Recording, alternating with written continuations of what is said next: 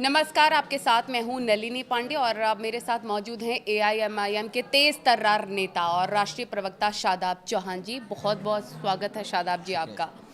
असदुद्दीन ओवैसी की तरह ही शादाब जी भी बहुत ही आक्रामक तरीके से हर अंदाज में जवाब देते हैं। तो चलिए शुरुआत करते हैं पॉडकास्ट की। शादाब जी, तुर्कमान गेट इलाके में फैज़े इलाही मस्जिद के पास जिस तरीके से रात को बुलडोज़र चलता है, उस पर आपकी क्या राय है?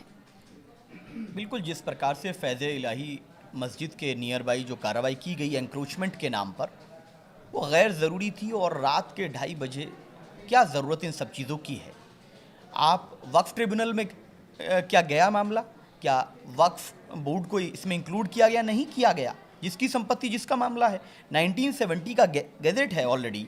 तो ये सब चीज़ें गैर ज़रूरी पॉलिटिकल गेन के लिए, मूल विषयों को भटकाने के लिए आज दिल्ली के अंदर जहर है, पीने का पानी नहीं मिल पा रहा है। और यहाँ पर आप पॉल्यूशन ख़त्म नहीं करते तो आप यहाँ पर नफ़रत का पॉल्यूशन बढ़ाना चाह रहे हैं। ये गैर ज़रूरी है। तो फिर इसमें जो सपा सांसद हैं मोहिबुल्लाह नदवी, उनकी भूमिका की भी जांच होनी चाहिए, क्योंकि कोर्ट के आदेश पर यह कार्रवाई हुई थी। तो इतना हंगामा क्यों किया गया? नहीं, वही हम बात कर रहे हैं, कोर्ट के आदेश की बात नहीं। हम बात ये कर रहे हैं कि रात को 2:30 बजे, रात के अंधेरे में इस तरह की चीज़ें कहाँ होते सुना है। दूसरी बात यह है कि 1970 का ऑलरेडी गैजेट है इस संबंध में। दूसरी चीज़, वक्फ बोर्ड को इसमें इंक्लूड नहीं किया गया पूरे मैटर में। वक्फ ट्रिब्यूनल जाना चाहिए था ना, ये तो नहीं गया। तो ये सब चीज़ें हैं। और कौन इंक्लूड कोई भी रहेगा, किसकी क्या भूमिका है, डेफिनेटली वो तो होता है, जाहिर सी बात है, जांच होती है। लेकिन पहले से ही तय कर लेना यह गैर ज़रूरी है। लेकिन पुलिस के मुताबिक कहा जा रहा है कि कई लोगों ने अफवाह फैलाने के लिए वीडियोस बनाए, कहा कि तोड़ा जा रहा है मस्जिद को, लेकिन मस्जिद कोई खरोच तक नहीं आई है। नहीं, अगर कोई अफवाह फैलाने की चीज़ें सामने आई तो पुलिस ने आकर के क्लैरिफिकेशन दे देना चाहिए था ना।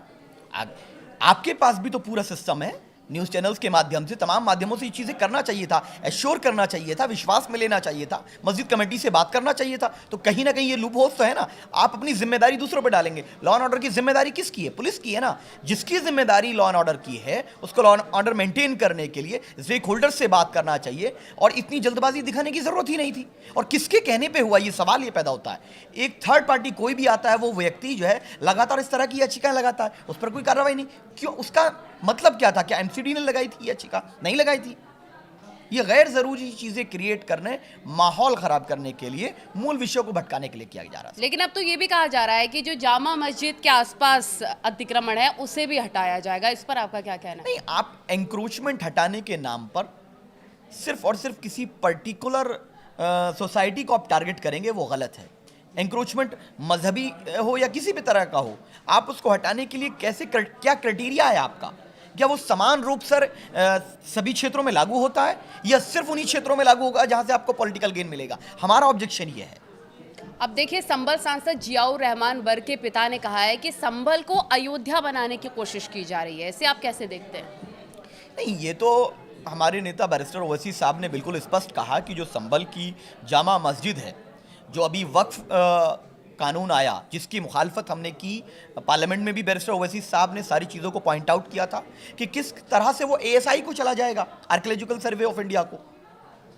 मेरी मस्जिद आर्कियोलॉजिकल सर्वे ऑफ इंडिया को क्यों जाएगी? मैं वहाँ इबादत करता हूँ और वहाँ कई सौ साल से नमाज अदा होती आ रही है। तो कहीं ना कहीं बीजेपी उत्तर प्रदेश में अपनी नाकामी छिपाने के लिए संभल को एक पॉलिटिकल लैब की तरह, लेबोरेटरी की तरह इस्तेमाल कर रही है कि वहाँ के नाम पर डर फैला जाए, वहाँ के मुसलमानों को बदनाम किया जाए और संभल को बदनाम किया जाए। पॉलिटिकल गेन के लिए तो हो रहा है, ये तो देखने में आ रहा है। तो संभल में जो अतिक्रमण हटाने के लिए अभियान चलाया गया, बुलडोजर एक्शन हुआ, उसे आप गलत मानते हैं? नहीं, बुलडोजर न्याय का प्रतीक नहीं हो सकता है और ना हम बुलडोजर को न्याय का प्रतीक मानते हैं।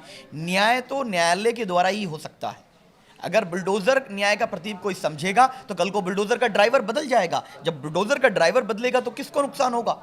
ड्राइवर सेम नहीं होता है। बुलडोजर बदलने का नुकसान फिर इनको भी हो सकता है, जो लोग आज राजनीतिक द्वेष में इस तरह की हरकत कर रहे हैं। और मैं उन लोगों से सिर्फ इतना ही कहूंगा कि राजनीतिक लाभ के लिए आप ऐसा काम ना कीजिए जो हमारे प्रदेश में इस प्रकार का कलंक लगे और बदनामी हो। राजनीतिक लाभ की आप बात कर रहे हैं, वही एसआईआर को लेकर भी हमने देखा कि काफी उत्तर प्रदेश में भी सियासत हो रही है। 3 करोड़ लोगों के नाम उत्तर प्रदेश में मतदाता सूची से कट गए हैं। विपक्ष इसे साजिश बता रहा है, आप इसे कैसे देखते हैं? नहीं, हमने पहले दिन से कहा कि एसआईआर कराना चुनाव आयोग का अधिकार है, लेकिन उसकी प्रक्रिया पारदर्शी हो, जिससे कि हर भारतीय नागरिक का वोटिंग अधिकार सुरक्षित रहे, ये हमारा लक्ष्य है। इसीलिए 5000 वॉलंटियर शौकत साहब के नेतृत्व में हमारे पूरे प्रदेश भर में मदद कर रहे थे BLOs की, ये हमने काम किया है। लेकिन सवाल ये है कि इतनी जल्दबाजी में प्रक्रिया की गई, फिर 2 बार उसको एक्सटेंड किया गया, और हमें अभी भी लगता है कि बहुत से भारतीय नागरिक ऐसे हैं जिनका वोट कट गया है, जबकि वो भारत के नागरिक हैं।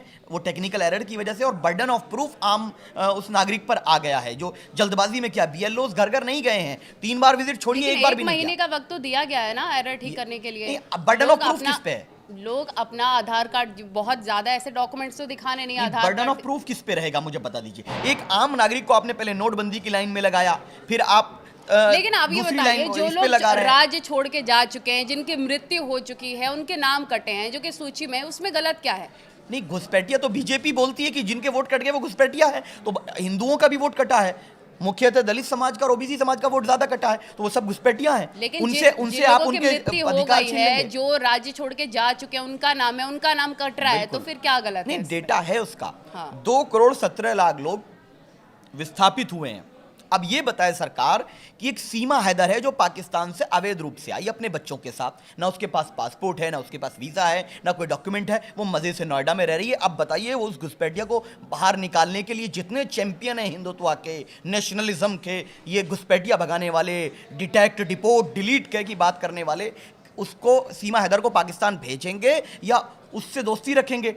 आप बांग्लादेश के बारे में इतनी सारी बातें करते हैं, लेकिन मोदी जी अपनी बहन को यहाँ पे बना करके रखे हुए हैं। तो ये चीज़ें हिपोक्रेसी के हम खिलाफ है। आप बताइए कि 2 करोड़ 17 लाख लोग उत्तर प्रदेश छोड़ के चले गए, ये आंकड़ा बता रहा है। मतलब कि ना यहाँ पर महिलाएं सुरक्षित हैं, यहाँ ना रोजगार के अवसर हैं, ना ही यहाँ पर व्यापार करने के लिए व्यापारियों के लिए कोई मदद है, ना रोजगार, इसीलिए लोग जा रहे हैं। लेकिन जो घुसपैठियों को निकालने के लिए प्रक्रिया चल रही है SIR, क्या आपको नहीं लगता है कि घुसपैठी को बाहर करना ठीक है? आप इससे गलत मानते हैं, जो भी घुसपैठिया बैठे हैं देश में? एक नहीं, घुसपैठिया ढूंढना तो बाद में, जो बिल्कुल पब्लिक डोमेन में घुसपैठिया बैठी है सीमा हैदर, उसको तो निकाल लीजिए पहले। और कितने घुसपैठिया आपने निकाला बिहार से? 389 लोग घुसपैठिया के नाम पर अपने इतनी बड़ी ड्राइव तो चलाई, ठीक है, होना चाहिए, लेकिन उसमें कितने घुसपैठिए निकाले गए? और जितने लोग बांग्लादेश के डिपोर्ट किए जाते थे 2014 से लेकर 2014 तक, 2005 से लेकर के, क्या 2014 से 2024 में वो बढ़ोतरी हुई है या उनकी संख्या कम हुई है? सिर्फ और सिर्फ घुसपैठिया, जहां चुनाव आता है वहां घुसपैठिया है, चुनाव खत्म, घुसपैठिया खत्म। और छोड़िए, सबसे ज्यादा तो मुख्यमंत्री जी, हमारे योगी जी परेशान है, उनको शक है इस पूरी प्रक्रिया पर। वो कह रहे हैं कि नहीं, इसमें गड़बड़ हुआ है, ये मुख्यमंत्री जी खुद मान रहे हैं गड़बड़ हुआ है। तो हम इसीलिए कह रहे हैं, भारतीय नागरिकों के वोट का अधिकार सुरक्षित रहना चाहिए, इसके लिए हम प्रतिबद्ध हैं। चलिए आगे बढ़ते हैं। उमर खालिद और शर्जील इमाम की जमानत खारिज होने पर जिक्र करते हुए असदुद्दीन ओवैसी ने कांग्रेस पर भी हमला बोला है, और उन्होंने कहा है कि कांग्रेस के कारण बेल नहीं मिली। नहीं, देखिए, 7 लोगों का मामला था, 5 लोगों को बेल मिली। हम सुप्रीम कोर्ट के उस बेल देने के फैसले का स्वागत करते हैं, लेकिन सवाल ये है कि ट्रायल ही नहीं चला 5.5 साल में। इतना अगर संगीन आरोपी है तो ट्रायल भी स्टार्ट नहीं हुआ है। दूसरी चीज़ ये है कि UAPA में जो तरमीम यानी कि चेंजेस किए गए थे, वो 2008 में किए गए थे। चिदम्बरम साहब गृह मंत्री थे उस वक्त। मेरे नेता बैरिस्टर ओवैसी साहब ने पार्लियामेंट में खड़े रह करके ये कहा था कि इसका दुरुपयोग होगा, और खास करके माइनॉरिटीज़ के खिलाफ दुरुपयोग होगा, क्योंकि जो एजेंसीज हैं उनके भी एक बड़े वर्ग के माइंडसेट जो है वो एंटी माइनॉरिटी है, और उसी का ये प्रमाण प्रतीत होता है, और इसीलिए बिल नहीं मिला। तो कांग्रेस इस ड्रैकोनियन लॉ को लाने के लिए जिम्मेदार है, और बीजेपी उसका क्रेडिट लेती है। तो बीजेपी और कांग्रेस दोनों मिल करके मुसलमानों के साथ, माइनॉरिटीज के साथ स्पेशली, कई जगहों पर इस तरह की चीजें की हैं, और UAPA का दुरुपयोग होना ये दुर्भाग्य है। कानून होना चाहिए, लेकिन कानून का दुरुपयोग, इसीलिए अंबेडकर जी ने कहा था, कितना भी अच्छा कानून बना लो, अगर उसके पालन करवाने वाले लोग अच्छे नहीं होंगे तो अंत में बुरा ही साबित होगा। बताइए कौन सी हिपोक्रेसी है? अखलाक के हत्यारों को सरकार चाहती है कि उनको छोड़ दिया जाए, ID ब्लास्ट वालों को बेल मिल जाती है, वो एक बेटी की इज्जत लूटने वाला सजा याफ्ता राम रहीम और आसाराम, उनको कितनी पैरोल मिल चुकी हैं, लेकिन जिन पर ट्रायल ही स्टार्ट नहीं हुआ है उनको अब नहीं मिलती है। ये दुर्भाग्य है, लेकिन 15 साल 20 साल बाद पता चलता है कि वो तो बेगुनाह है।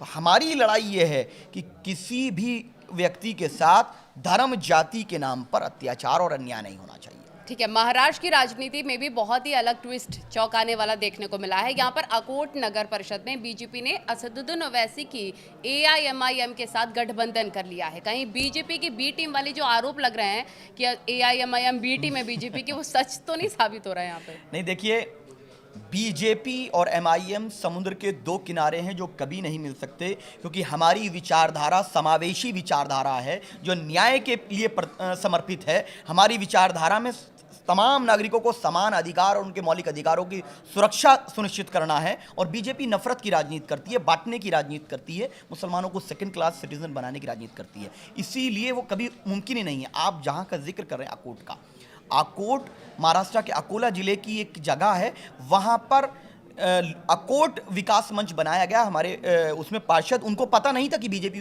इस विकास मंच में है, वो शामिल हो गए। जैसे ही हमारे संज्ञान में आया, बैरिस्टर ओवैसी साहब की हिदायत पर हमारे स्टेट प्रेसिडेंट साहब ने कोऑर्डिनेट किया और साफ तौर से हमारे उन कॉर्पोरेटर्स ने कहा हमें पता नहीं था कि ये लोग भी इसमें शामिल हैं और हम इससे अभी के अभी अलग होते हैं। बीजेपी कभी भी हमारी नहीं हो सकती और हम बीजेपी के साथ कभी भी कॉम्प्रोमाइज़ नहीं कर सकते, कभी गठबंधन नहीं हो सकता। उन लोगों के खिलाफ जो हमारी मस्जिद के खिलाफ हैं, जो हमारी मदरसों के खिलाफ हैं, दरगाह खानका के खिलाफ है, मॉब लिंचिंग के नाम पर हमारे साथ अत्याचार होता है, वक्फ बोर्ड का कानून लेकर आते हैं, हम लोग उनके साथ कभी चलिए, यूपी विधानसभा में बहुत ज्यादा चुनाव में वक्त नहीं बचा, 1 साल का ही वक्त बचा है। आपकी पार्टी किसके साथ गठबंधन करने वाली है? हमारी पार्टी मजबूती से चुनाव लड़ने के लिए तैयारी कर रही है और लगभग 200 सीट पर हम लोगों ने कैंडिडेट के जो आवेदन आए हैं वहाँ पर ग्राउंड वर्क हम लोगों का स्टार्ट है।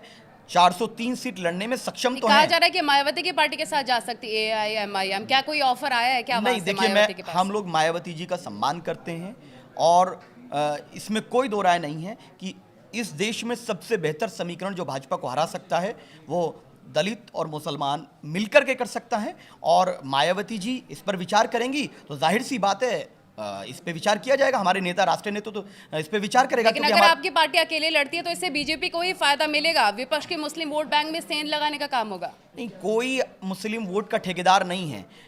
17 में वोट दिया, 14 में वोट दिया, 12 में वोट दिया, 19 में वोट दिया, 22 में दिया, 24 में दिया। मुसलमानों ने ही तो वोट दिया था अखिलेश यादव को, 22 में भी, 24 में भी और 17 में भी और 19 में भी। क्या हाल हुआ? ये बीजेपी को नहीं हरा पाए।